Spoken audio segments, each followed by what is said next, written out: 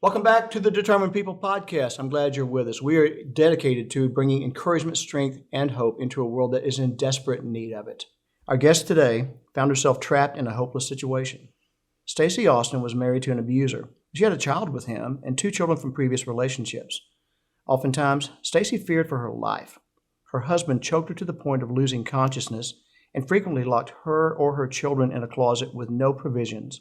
This quote-unquote man, because he's not a man, broke her down and destroyed her self-esteem and tried to take everything from her that was good.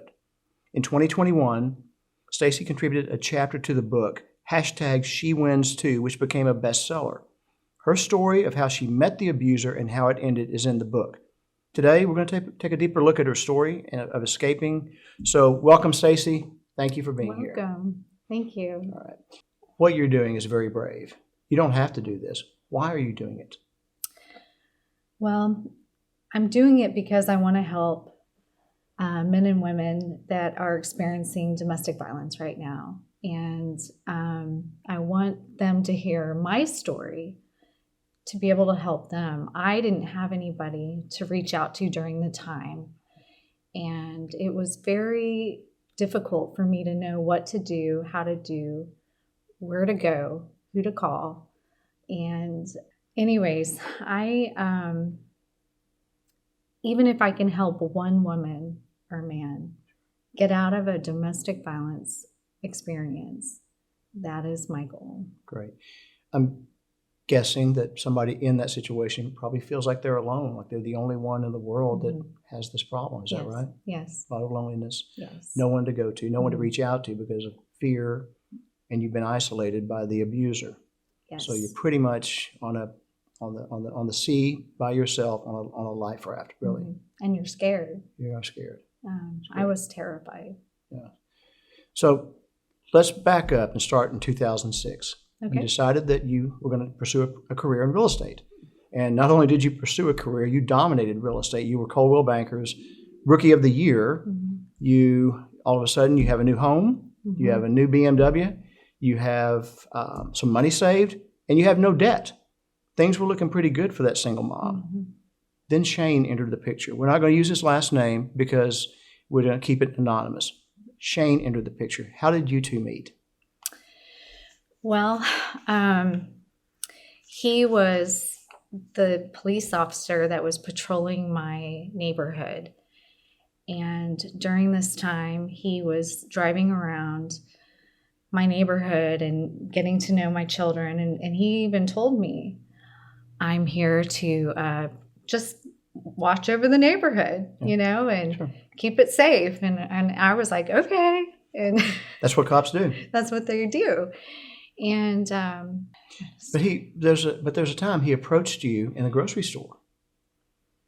That was the first meeting. so the very first time I met him was actually him driving around my neighborhood, but I didn't recognize him in the grocery store. I was just there at the grocery store with my son, and we were just shopping like any normal day. And he came up to me in the meat department, of course. For some reason, that makes me laugh. But Yeah, of course. And he goes, do I know you from somewhere? And he was just wearing regular clothes. And I said, I don't know. Do I know you from somewhere? Are you a realtor? Mm-hmm. Anyways, later on, he tells me that he followed me out to my vehicle and wrote my license plate down. And so then I started seeing him in my neighborhood. Yeah, maybe it was after that. Okay. Yeah. But then he stalked you, and then you actually went out with him. You weren't aware of the stalking until he had a true confession moment, which we're going to come back to that. I was just running into him everywhere. I would be at a restaurant and he was there, and he would say, hey, it's not just a God thing that I'm running into you. And he even pulled me over one night and said, well, you didn't have a front license plate, so I felt like I could pull you over. I have an excuse to pull you over. Yeah. And of course, he brings God into it, so that, and you're running into him, so you're trying to put two and two together and connect those dots. I just wonder, this just occurred to me, I wonder if he had tracking devices on your car, so he knew where you would be. Maybe so. Possibly, because that just, it's just too coincidental. But he finally got you to go out on a date with him, and he took you to a Japanese restaurant. And the first red flag was that night. But you ended up overlooking it. But what was that red flag? What happened when he stepped away from the table? I believe it was the owner of Beluga or some guy that was helping us. He came up to me and he goes, "You do not want to date this guy," when he got up to go to the restroom. And I just remember the way he looked at me, and I went, why would you say that? I was on a date, and then he came back out, so I was just quiet. But that has always ran through my mind, like, why was this guy telling me you don't want to date him? He took great risk for himself telling you that. So he obviously had a reason. You said that Shane's charm and passion for you made you overlook some strange behaviors. What were some of those behaviors? There were certain red flags in the beginning, and some of those red flags were there was a pair of earrings next to his bed, and I knew that he didn't have anybody living there with him. And when I asked him whose earrings they were, he said that they're my sister's. But then I had talked to his sister later, and she hadn't been there in forever. And, and there was, tampons in the restroom and things like that I questioned, okay, maybe, he's just dating somebody else, but I just kind of overlooked it, and I overlooked some other things where he had pictures hanging in his house that were in a strange area, like in the middle of the wall. And I think I remember saying, "Hey, why is this? We need to move this picture up. It needs to at least be eye level." Right. And him not saying anything. And then, the red flags were really there when he just kept running into me everywhere. And then you're busy. You got a couple of kids to take care of. You have a career you have to handle. Yeah. So, it's not something you probably could take the time to spend a lot of time thinking about. But one of the characteristics of abusers, one of the common themes of abusers is they jump into relationships quickly and accelerate quickly. And he asked you to marry him after 3 months of dating. Yes. What did you think, or how were you feeling when he proposed after 3 months? Well, he knew that my boyfriend had just moved out, because when I called 911 for a mentally ill person that lived across the street, he was trying to get into the house. When I called 911 for that, he came out to the house, and from what he told me later on, he said, "I'm going to take this call." And it was out of his district. The district that he worked in was La Frontera area. I probably shouldn't say that. That's fine. But he came out of his district, and he drove over to my house to take the call because he had met me from the grocery store and knew my address. And I didn't recognize him, at the time that he was there. But he lost my statement. And one of the things that he did was call me a week later. And this was a red flag as well. And he's like, "Hey, I just want you to know that I lost the statement that you wrote. And I need to come back over and let you, can you write another statement?" And I said, "Sure. Yeah, come on over. I don't know if I'm going to remember it as well as I did when it was fresh on my mind." But when he came over to rewrite the statement, he sat at my kitchen table, and he asked me, he goes, so I see that blue truck isn't sitting outside anymore. And I said, yeah, that was my boyfriend, and I broke up with him and made him move out. Mm-hmm. I was just being honest, and so he noticed that, that he had left. He asked me about it, and then, excuse me. It's okay. Take your time. Okay. Take your time. And then he said, do you recognize me? And I said, no. He goes, remember I met you at the grocery store? And then it dawned on me why he was there. And he said to me, would you consider going out on a date with me sometime, or take a ride out with me? And I kept blowing him off. I blew him off for a few months, and then I just kept running into him everywhere. But then finally, he was calling me as well, and I finally said, okay, I'll go take a ride out with you. And I took a ride out with him, and I thought it was exciting, and I thought it was cool, and he was good looking, and well, I finally agreed to go out with him. And then after that, I was really just, it was exciting. And so I said, okay, I'll go on a date with you. And that's when we went to Beluga. Okay. I went out on the date, and yes, we started dating, and he started, it was just very rushed. And, I had just gotten out of a 4.5-year relationship with someone that my main problem was that he didn't want to marry me.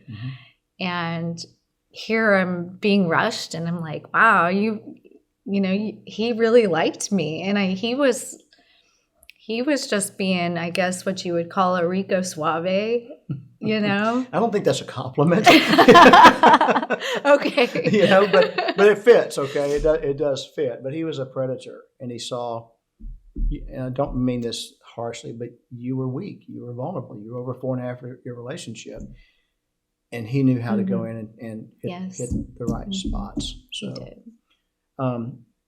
Were there any signs of abuse before you got married? Yes. He lost his Kool-Aid a few times. He broke one of my phones, and one time my son, he was going to babysit Colin, and which is my middle child. My older child didn't need to be babysat, but he was babysitting him so that I could go and they could practice the makeup on me for our wedding. And so I was just up at Macy's, and he was teaching my son Colin to use a knife. Jacob or he? Whittle. Shane. Shane was teaching Colin, my son, how to whittle with a knife, and I would never, let my son have a knife. And so he did this while he was there, and then he cut his finger, and it was just shooting out blood, and it was all over the house, and he's freaking out on the phone and angry, and just started yelling at me, and to get home now, and so I rushed back, and man, it was like, it's like my son like shook his finger, and it was like, I don't know what happened besides, okay, he cut his finger. There was just some strange things that were happening. Just the stories that he would tell me about his mom and his dad, and the first time going to meet them, and it was just, his dad was being so mentally and abused by his mother in front of me, and she's talking down, and I just had so much. I could just see it. It hurt me to watch what was happening in there, and so I knew something wasn't quite right. But his dad was very, very, very kind man. And I went and visited them a few times. His dad passed away. But his dad showed me when I was there one time before he passed away, he showed me a place on the wall when Shane was gone on his hunting trip with his police friends. His dad said, come here. He didn't talk much, but he lifted up it was a calendar on the wall, and it was in the middle of the wall, and there was a hole there. And he touched me, and he said, I just want you to know that I understand. And I just was like, what? That if you need me, I'm here, but I understand. And it didn't really register with me, like, why is he showing me this? Like, did Shane hit that wall? Which now I know that he was just trying to let me know that that he has been through this with his son before. Okay. After you got married, Shane had what we were talking about a little bit earlier, about what I called the true confessions moment, or come to Jesus meeting with you, where he told you these things, that he had followed you to your car. He took that call, which was not in his area, to come out and see you, and he lied about losing the police report. Why do you think he did that? Why do you think he came clean? I honestly don't know. But he had guilt after some of the times that he would beat me or my kids. And sometimes he would put tape over my mouth and over his mouth, and he wanted to write it down so that he wouldn't physically say something that he didn't want to hurt me. And he truly, I believe, has something inside of him that he really wanted to get help with. And I always saw that, and that made it harder for me to leave. But he would write it down on paper, and then I would write it down on paper. And as weird as that may seem, it kind of scared me in the beginning, but he was very calm about it. And I was just, a part of me is kind of tapped out on it. I think it did kind of freak me out in a way. But I really wanted him to be able to share his feelings without breaking something. And it was always furniture. It was the baby crib, the baby bed, the crib. He would just pick up things like the swing and just destroy it. He would just start punching. He would just start hitting and punching furniture until he completely destroyed it and just was throwing it, and there was holes all in our walls. And he even threw the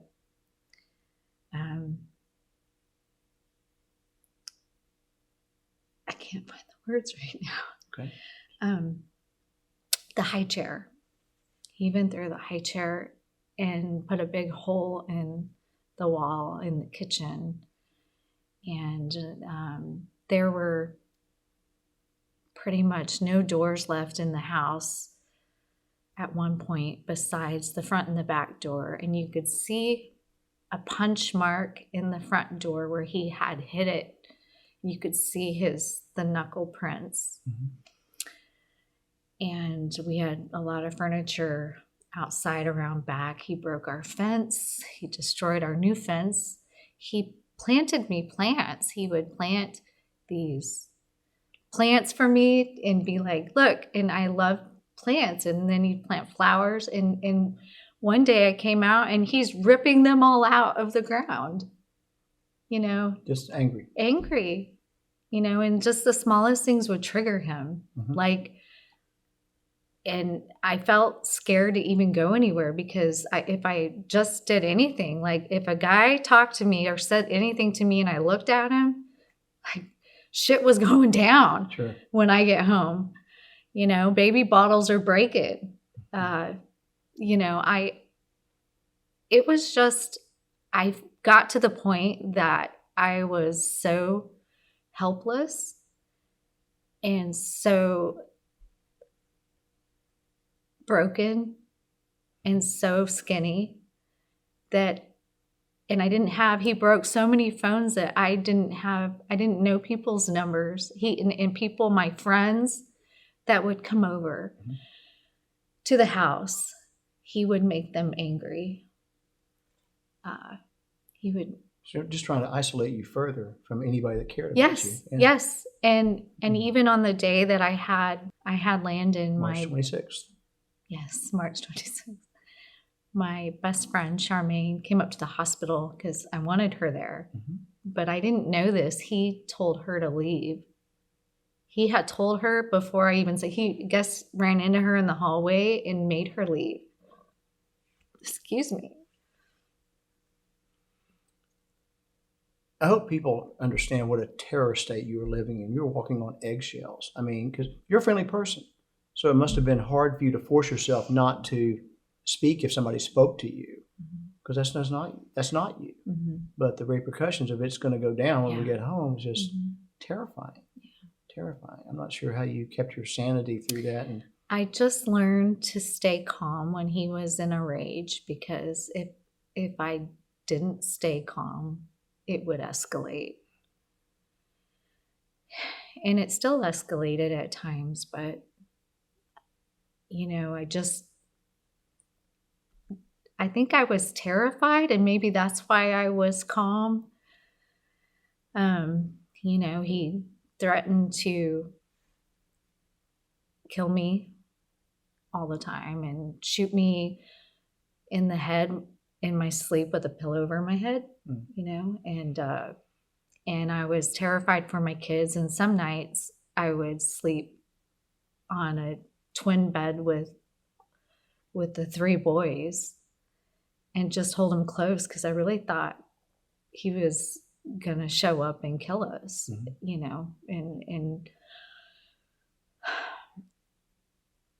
it's just one of those things that you can't describe it, and it's taken me very many years to even talk about it. But there's so many people that are in that situation that they're so scared, and they have been beaten down to the point that they don't feel that they can get up. And that's what he did to me. I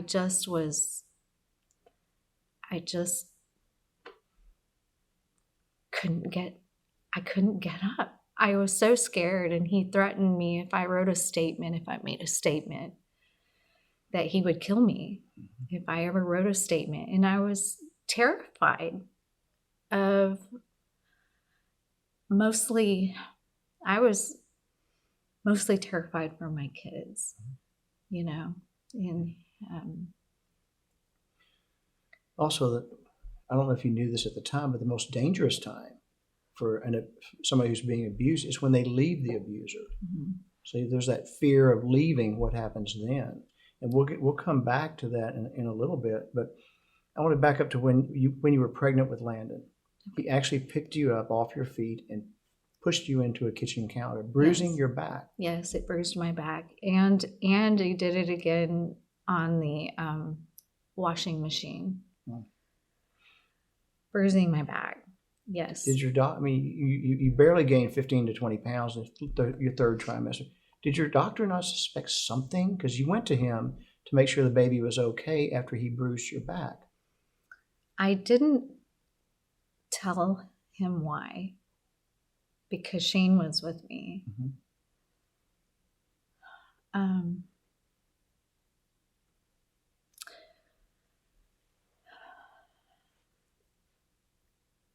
I at times feel like I didn't protect my children, and that's what kills me, because I was too scared to leave.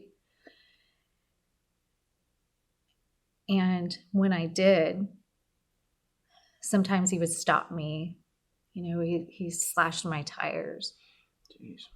I mean, I occasionally would like to just go for walks.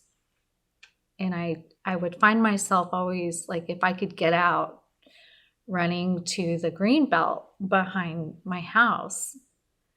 And I would go there, and if I had a phone that wasn't broken, I would make a call. And there's two friends that actually answered the phone and helped me. Two. Yeah. Maybe it's because I didn't remember anybody else's number. Most people, this is true of life. Most people run. They run when you're down in the trenches. Mm-hmm. But you had two that stayed in the trenches with you. Two that, I mean, one was really there. She was really there for me, and she answered my calls. And I don't know how she could do this, and you know, and I didn't know what to do. And I don't really remember everything that I said, because I think I was in trauma mode. Sure. You know, and my two friends that were there for me, they still tell me things to this day that I don't remember. Yeah.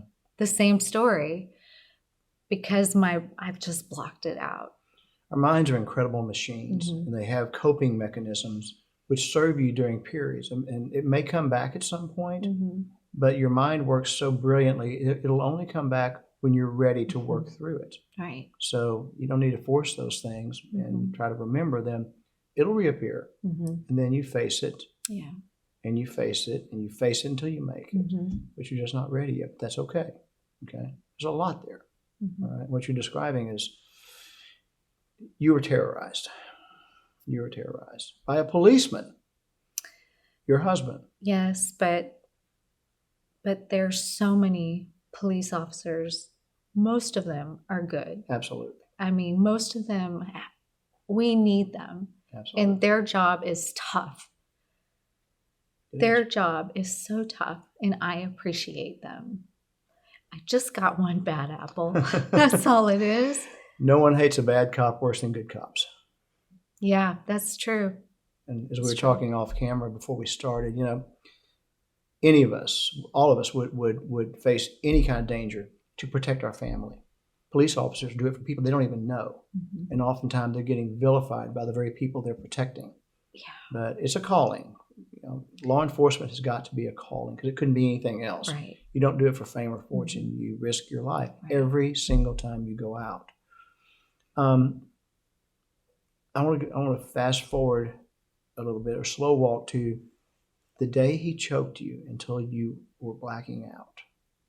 He was laying on the bed with your baby, and something triggered him, and who knows what, right? Maybe just breathing that same air, but I don't know. And he jumped off the bed and grabbed you by the throat. And the baby fell off face first onto the floor. And he grabbed me, and I flew to the floor as well. And he had his hands around my throat, and the look in his eyes, I thought he was going to kill me. I thought he was going to kill me. And I just took a deep breath in, and I didn't realize that I did this at the time, but I had clawed him on his arms when he did that. Mm-hmm. And when I came back in, he goes, "Look at what you did to me. You want to call the cops? I'll have you arrested. Look at what," and I don't know why I did that. I guess it's just a reaction. Sure. I protect yourself, yeah. I didn't mean to hurt him, but I was just, and so of course I didn't call the cops right away. You know, I'm just scared. I'm scared. You know, you don't know what to do, and you're just, that's what is happening to so many people. Mm-hmm. And they don't know what to do, and sometimes they don't know who to call, and sometimes they don't have a friend. And sometimes it's easier to go back because at your home, that's what you know. Mm-hmm. And it's not like that all the time. It's just like that at moments. And you remember the good times. There's always good times. Sure. And it just broke me down. He said some hurtful things to you. He called you a bitch, a slut, a whore. He told you were stupid. And Staci, you're none of those things. He's just trying to hurt you and knock you down, but you're none of those things. Yeah. So, but if you hear it long enough, sometimes you even start to believe it. You start to doubt yourself. Right. I'm not trying to put myself inside your head and your thoughts, but I do know human nature. But he's just beating you down to where he finally, as you put in the book, wants to rebuild you back how he wants you to be. Yes. It's like you're like a Stepford wife or something, like a robot, right? That's not living. So, but let's move to one other thing. You did finally call 911, and the police came. Tell us about that time, because 2 cops took him outside and were talking to him. Cop was in the home with you, and all of a sudden, Jacob and Colin start talking. And they're saying things that they've been warned not to say, but they're just letting it fly. And it says, you, quote from your book, you found yourself spitting out things you'd been terrified to say. I just started telling, I told my boys before they came, be careful what you say. And I should have never told them that. Mm-hmm. That was a mistake. But when I got there, they heard me then I was just spitting it out. Like it was just coming out. Oh, he did this. And they came in with photographers to take photos of the walls and all the damage to the house.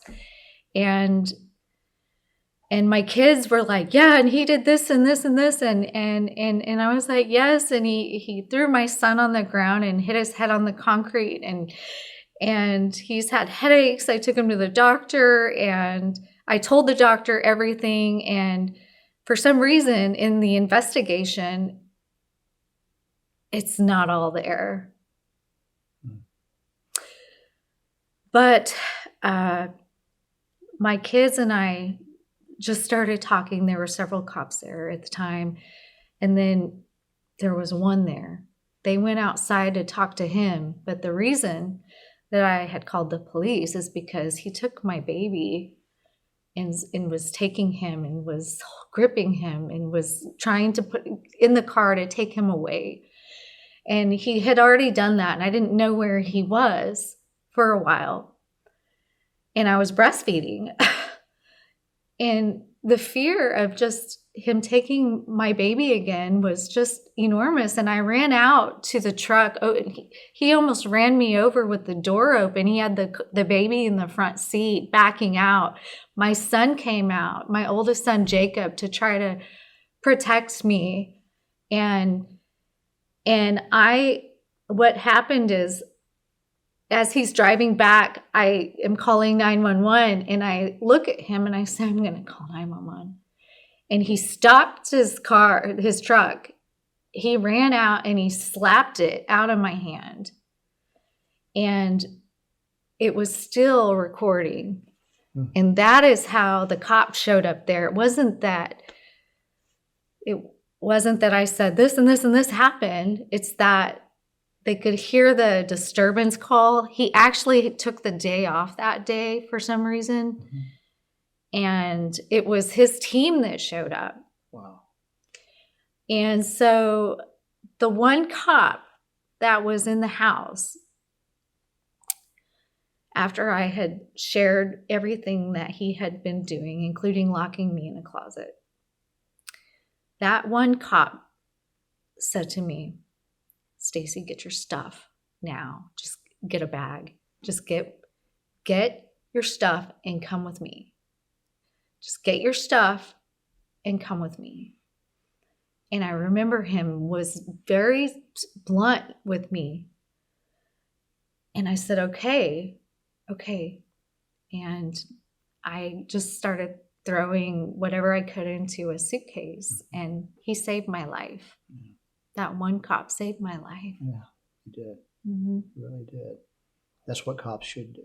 They should do That's that. what most do. Yeah. Mm-hmm. Yeah. That's what they most do.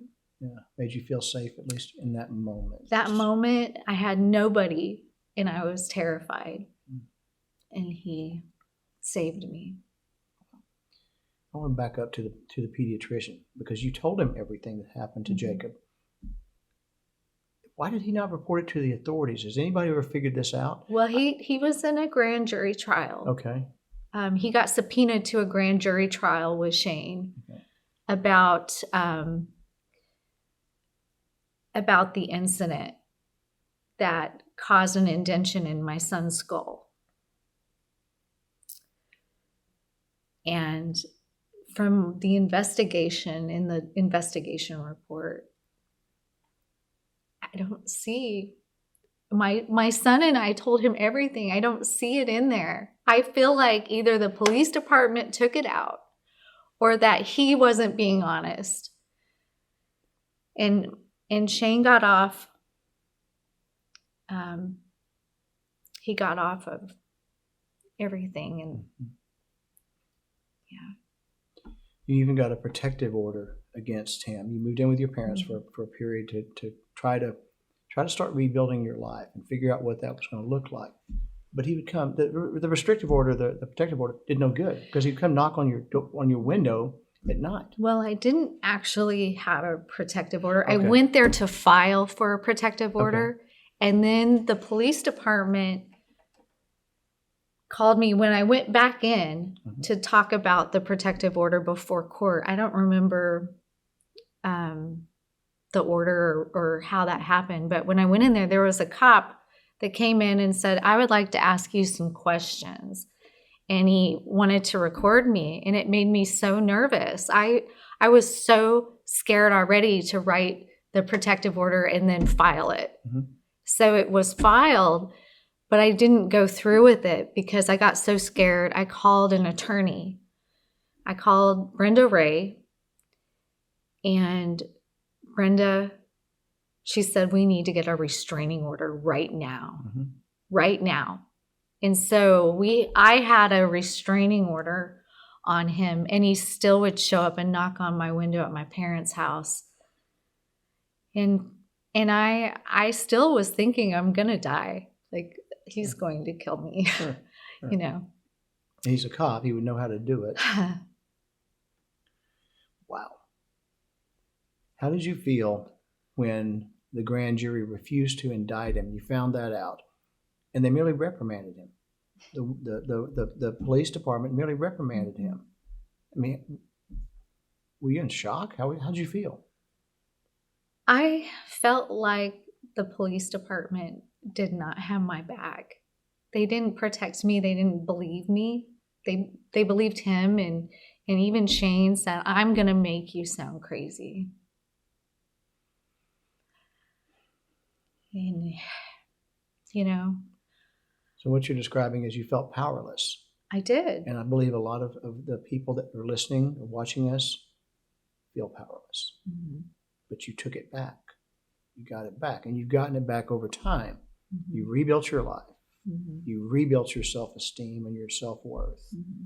And that takes time. Yes. It takes a lot of time. It's life will knock you on your ass, and you just got to be able to get back up and keep getting That's back up. exactly right. It's going to knock you down again. Now, I want to talk about the bizarre connection you had with Shane's next wife, Mm-hmm. Courtney. Yes. Tell us about how that came about, and tell us about Courtney. Courtney is amazing. She is one of the closest people to me. My oldest son had problems after all of this, and he's always been very protective of me. Mm-hmm. And He is a protector. he's a protector. I met him, and he is a protector. First thing out of his mouth, third thing out of his mouth actually was, "How do you know my mom?" But it wasn't like, "How do you know my mom?" It was like, "How do you know my mom?" Yeah, he's awesome. And I love that, by the way, because that's what he should do, is protect. Yes. Yeah. And that's why he got hurt the most, because he was trying to protect me. Anyways, I'm sorry. Where were we? We're talking about Courtney. How you and Courtney came. Yes. Courtney was Shane's next wife. Yes. So next victim. yes. So you connected with her via a mutual friend who's an attorney, I believe. An attorney that helped my son. But there was a deeper connection. Well, he asked me about her because they were friends, and he goes, "Well, she's just disappeared, and she married him all of a sudden at the courthouse." And I was like, "Oh my gosh, that's where he married me," like right away. You've read that book before, yeah. Yeah, and he goes, "Tell me more about Shane," and then he said, she's just like disappeared. Courtney has disappeared. She's disappeared. She doesn't reach back out. Maybe it was a friend of his. I'm not exactly sure. Mm-hmm. But I said, she will call you. It's happening. She's being hurt. Mm-hmm. I said, she will call you. And when she does, give her my number. And something just told me that she would call. And she did. After he was all over the news for choking her, she called Trey, the attorney, and he gave her my number. And I remember just the text messages, and she called me. The first place I answered the phone was at Walgreens, and I think I stood there and talked to her for about an hour and a half in the parking lot. Mm-hmm. And then the text after that, it was just crazy. Like the stuff she was saying, we were going to meet for lunch, and I was worried about it. Mm-hmm. Because she was saying, "Oh no, well, I went to Grace Baptist Academy in Farmington, New Mexico." I'm like, what? There's like 50 students in there. And we knew the same horrible principal that was mean and, and then. Of course, y'all weren't acting up at all. So. We had never met each other, but we were friends to the same friends. And it's crazy how we never met, but my grandmother and my grandfather, they had a cabin at Vicita Lake. Mm-hmm. And the first day I met Courtney's mom, we talked about, the cabin at Vicita Lake. And I'm messaging my mom, "Hey, send me a picture of the cabin so I can show them," because she used to go out there on their ministry. Uh-huh. And she goes, "Yeah, that's the cabin. They would. And I'm just like, "Are you sure?" Ho Hum Drive. Yes. Are you sure? Like, this is too crazy. That's too bizarre. And then we kept talking, and my dad was her track coach in Farmington High School. That is crazy. And you never knew each other. Never knew each other. And I used to go to his track meets all the time. Never. Yeah. And then my dad worked with her mom at Disney Diddley, a reservation in between Farmington and Albuquerque. Really? In the middle of nowhere. How bizarre is that? What are the odds, right? What are the odds? Wow. It's just, most people are like, what? That's a crazy, cool connection, though. Wow. Both in Austin, Texas now, too. We're both in Austin. We both have green eyes and blonde hair. And we, we're very much alike. But Courtney, actually, there's a story done on KXAN about Shane choking her, and he ended up having to surrender his peace officer's license, and he gave up the rights to his son. Mm-hmm. He did. Yeah. Landon. Yes. On the last page of your chapter, I actually highlighted it in the book because it gave me chills. Quote, there are so many victims who don't know it yet. Mm-hmm. And it's just like, wow, the unknown of what's out in the future for people. They don't know what they're getting into. Know. Ignore red flags. Yes. I mean, none of this was your fault. There's men that have it planned out. They are watching women now, stalking them, have it planned out, or planning it, and these women don't know it. They don't know it. That is beyond a sickness mm-hmm. to plan that to you're destroying somebody's life. Mm-hmm. You're destroying somebody's life. I want to ask you one last. It's a tough question, so take your time answering it, and then we're going to move on to some of the bright spots in Staci's life. Okay, because there's a lot of them. Thank you. But going through that kind of trauma has an impact on you and your 3 kids. What have been some of the lasting impacts on you and your children? In the book, you said that you sometimes have nightmares, but they're getting less frequent. They're less frequent. It's taken me a long time to actually talk about it on top of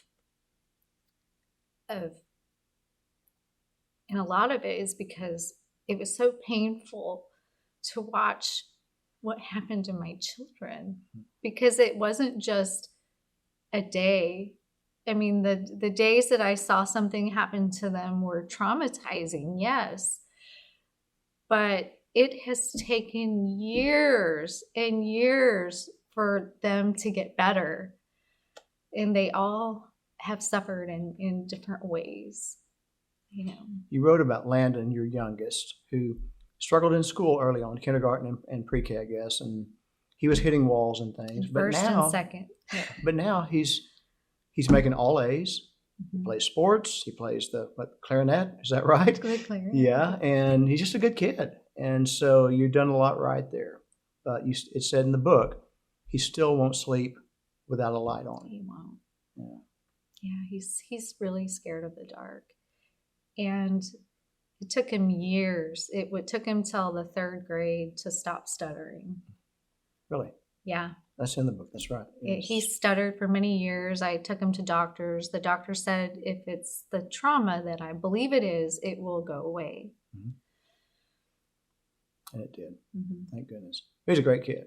Yes. Whatever you're doing with that kid, don't change anything. I mean, straight A's, you know. He's in all honor classes. He's a really good kid. Yes, that is awesome. That is awesome. So there is always hope in the future. There is hope. You've been through hell and back, and you're still going through hell, rebuilding your life. Mm-hmm. They're rebuilding their lives, but you can never give up hope. So I want to say, first of all, before we get into the fun stuff, thank you for sharing this. And I know it's difficult. I got choked up a few times myself listening. It's hard for me to listen to. Well, I didn't really even dig into it. Well, you digged enough. Okay. For today. But you're doing something fun and purposeful, purpose-driven in Kenya. Mm-hmm. Tell our audience about that. Okay. Well, I've been working for the Hope Factory for the last couple of years and going up there, and they have an orphanage and a school and a school of theology. And I just love the people so much there. They have nothing and they're so happy. Mm-hmm. And the children, there's just street kids, orphans everywhere. And so right now, my project is starting an orphanage in Western Kenya, and it's in the process of getting painted right now. And hopefully I can get over there. But I'm super excited about this. I'm super excited about helping these children, because many of them, their families have died from AIDS, malaria. A lot of them get hooked on drugs and die. Heroin is there as well. And then the children, they come together to help each other because they don't have family. So they call them the street kids, and they gang up together. There are so many street kids, children that need our help there. Mm-hmm. And that is what my heart is wanting to do. I also am wanting to start some type of safe place. They have no resources at all for domestic violence. And as a matter of fact, they're believed, it's their culture, that it's okay to be beaten by your husband. Mm. But there's so many that come to the extent of even there's even a lady that got her hands chopped off by her husband. And that's okay. It's not okay, but they think not in that okay, culture, it's but not. The culture is that the men will come home, and if the wives haven't done something, that it's culturally acceptable that if you get beaten by your spouse. I'm sorry to interrupt, but if a mom who's being beaten leaves, she flees the abuser and has children, what happens to the children? They stay with the dad. By law, they stay with the dad, They right? stay with the dad. Yeah. And so many women go back. They're trapped. And so I'm looking to start a safe place for women that are in the court system. And otherwise, there would be way too many of them that wanted to come, but are in the court system, and they are wanting to get out with their children, and it's going to be special. It's going to be a special place. They don't have anything like that there. And when I was talking with the police officers there, and social services are like, why? We're going to have a lot of security. And I said, I understand, but this is on my heart. I mean, people all over the world need a safe place, and they need to know what to do in situations, because so many people are dying. So many people are dying, and getting out safely, because you know that you have a better life out there, and that your children need a better life. You do it for yourself and your children, because if you don't help yourself, you won't ever be able to help anybody. That's right. Well, what you're doing is noble, and it's right, and it's good, and it will be life-changing for those people. Absolutely life-changing.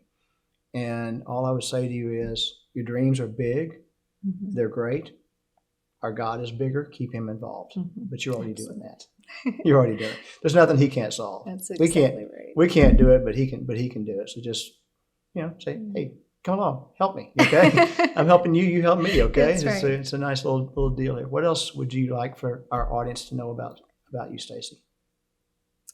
Just that I'm just a normal, everyday girl, and I just want to help people, and that's the main reason I'm on here. I'm not here to hurt anybody. I'm not here to try to bash anybody.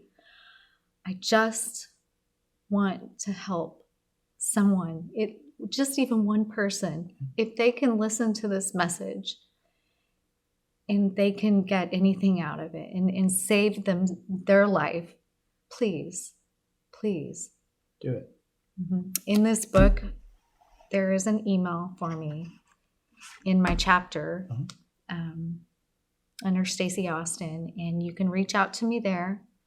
I will respond. It may not be right away. Got a lot going on. I will respond, and I will get you resources where you need them.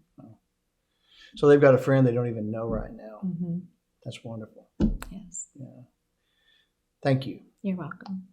Thank you from with all my heart. That was powerful. So get the book. #SheWins2. Be prepared to have a box of tissues next to you, because I've read 3 of the stories in there, and that's about all I could take at one time. So I'm honored to know Staci, and I'm honored that she would be willing to come on here and share her story. And what I would say to you is this, whoever's listening to this, if you're in an abusive relationship, please get out. Please find the inner strength and the courage to get out. There's so many good people who are willing to help you. We'll put Staci's email address on the video so you can have it there. And we're also putting up the National Domestic Violence Hotline number. But we're not putting that's what the number is. We're just putting the 800 number. So if you want to snap a picture on your phone and somebody says, your abuser says, what is this? Oh, it's an 800 number for something I want to purchase. Something like that. But it will help protect you so that you will get the help that you need. But I promise you, there's so many good people out there who are willing to help you. Just reach out. I know you're scared. I know you're scared for your life, your children's life. There is hope and there is help. There's always hope. So thank you again to our guest, Staci Austin. And thank you for being part of the Determined People podcast. We do this for you. I have no ego in this. I'm just trying to spread encouragement, strength, and hope. Stories that are relatable to people so that they can say, if that person did it, maybe I can too. And they draw strength and courage from that. That's why I do this. So thank you for being part of our show. I appreciate every one of you.